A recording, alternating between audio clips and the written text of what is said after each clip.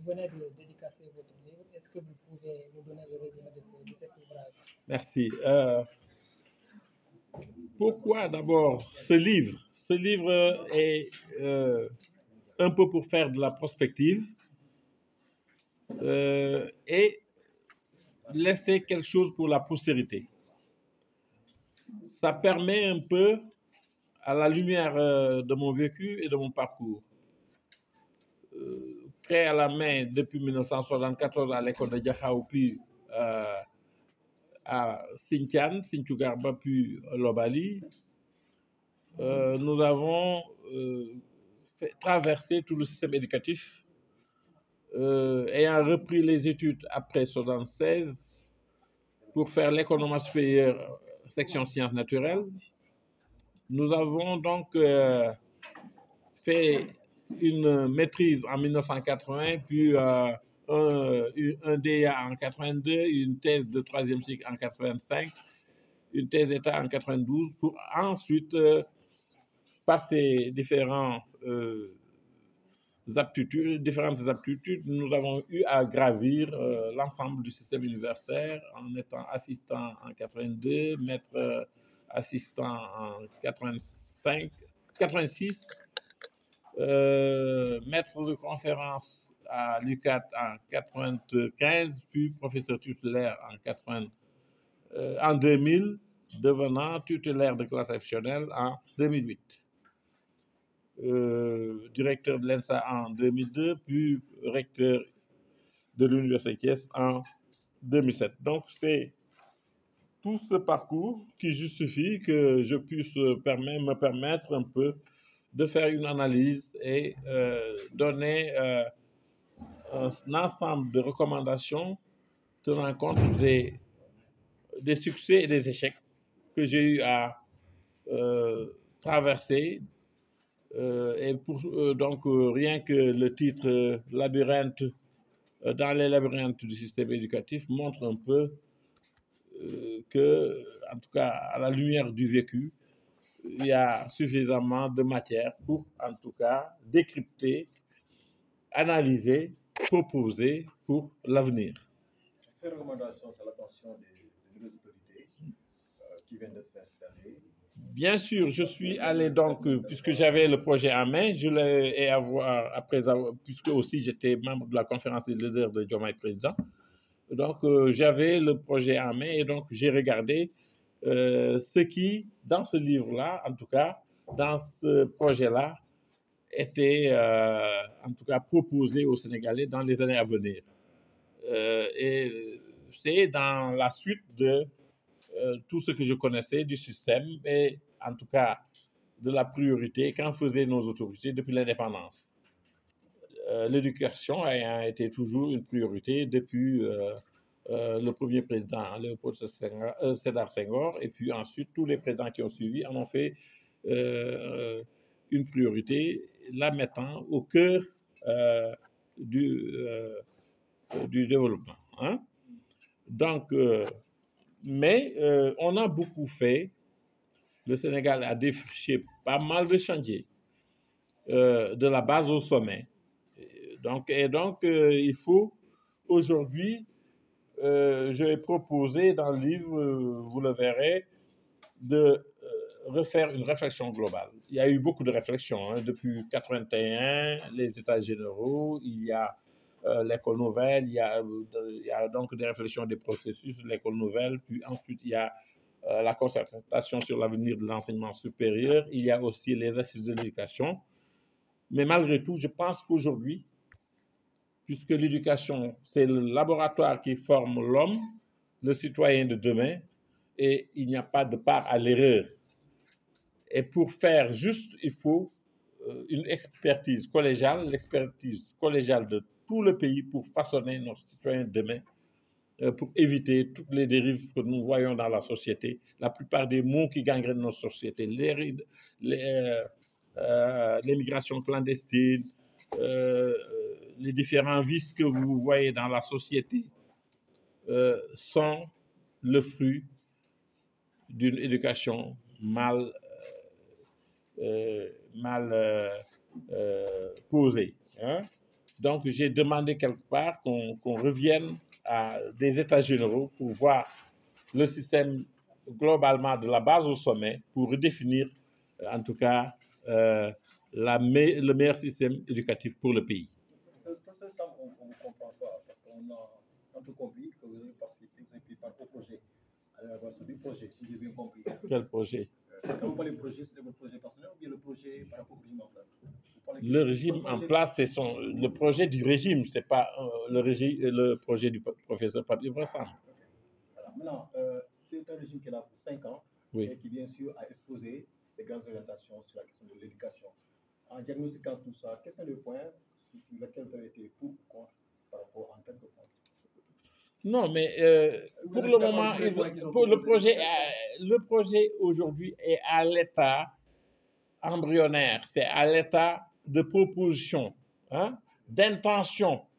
Hein, le fait d'inscrire les langues nationales dans le programme, de faire également introduire l'enseignement de l'anglais, hein, d'amener l'informatique à l'école élémentaire, de professionnaliser l'enseignement supérieur, de faire donc un enseignement plus professionnalisant. Ça, c'est des innovations majeures et qui sont de bonnes orientations. Mais vous savez, une intention reste malgré tout une intention. C'est dans la pratique qu'on va pouvoir juger. Et dans ce cas, nous demandons simplement que ce régime-là corrige les erreurs du passé. Nous avons vu des régimes. Parce qu'on a un peu compris que vous avez participé, vous avez pris part au projet, à l'élaboration du projet, si j'ai bien compris. Quel projet? Quand vous parlez de projet, c'était votre projet personnel ou bien le projet par rapport au régime en place? Le régime en place, c'est le projet du régime, ce n'est pas le projet du professeur Pape Brassam. Voilà. Maintenant, c'est un régime qui est là pour 5 ans, oui, et qui, bien sûr, a exposé ses grandes orientations sur la question de l'éducation. En diagnostiquant tout ça, quels sont les points sur lesquels vous avez été pour ou contre par rapport en quelques points? Non, mais pour le moment, le projet aujourd'hui est à l'état embryonnaire, c'est à l'état de proposition, hein, d'intention. Hein, le fait d'inscrire les langues nationales dans le programme, de faire également introduire l'enseignement de l'anglais, hein, d'amener l'informatique à l'école élémentaire, de professionnaliser l'enseignement supérieur, de faire donc un enseignement plus professionnalisant. Ça, c'est des innovations majeures et qui sont de bonnes orientations. Mais vous savez, une intention reste malgré tout une intention. C'est dans la pratique qu'on va pouvoir juger.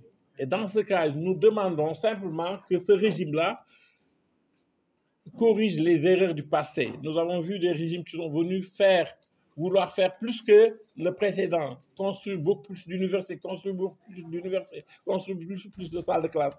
Aujourd'hui, il faut nous arrêter et faire mieux. Faire en sorte que nos universités soient de véritables universités. Parce qu'une université gagne, une université devient vraiment une université quand elle fait dans le trépied la formation, la recherche, les services à la société. On vous a entendu dire plaider un peu pour qu'on arrête la construction de nos universités, qu'on arrête l'élargissement. Non, je n'ai pas dit, attendez, je n'ai pas dit qu'on arrête de créer ou de construire. Mais quelque part, j'ai dit il faut faire mieux. Parce que vous pouvez visiter nos universités, Dakar est tout proche, vous pouvez savoir la réalité. Hein? Tous les espaces sont maintenant construits, mais j'ai vu un chapiteau prendre feu et être consumé en 15 minutes. Hein?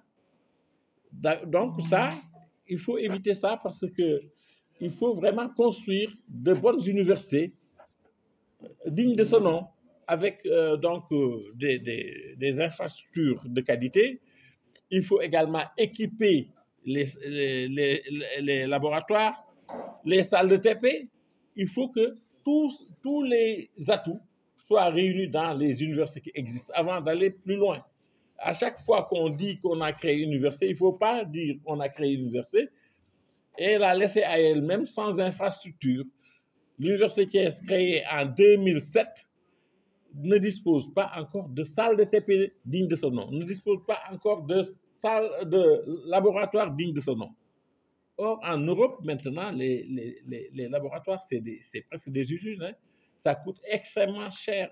Et au même moment, nous avons du matériel acheté en 2012-2013 qui ne sont pas encore dans des salles parce qu'il n'y avait pas de salle où les mettre. Et même quand on a des salles où les mettre maintenant, c'est un matériel scientifique qui est gardé dans des magasins pendant 10 ans, peut-être perd de son opérationnalité. Donc, il faut poser les bons gestes.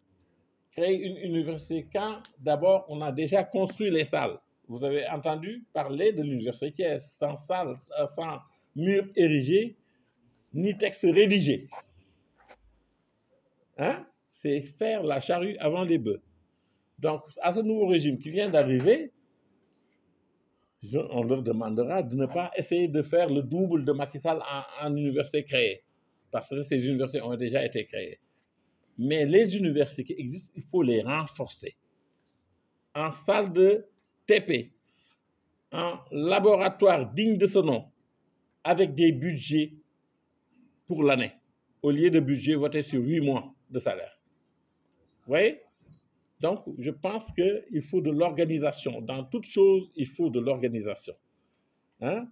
Ce qu'on ne sait pas faire, c'est de veiller à ce que dans une filière, on ait toute la chaîne. Hein? C'est ça qui manque souvent.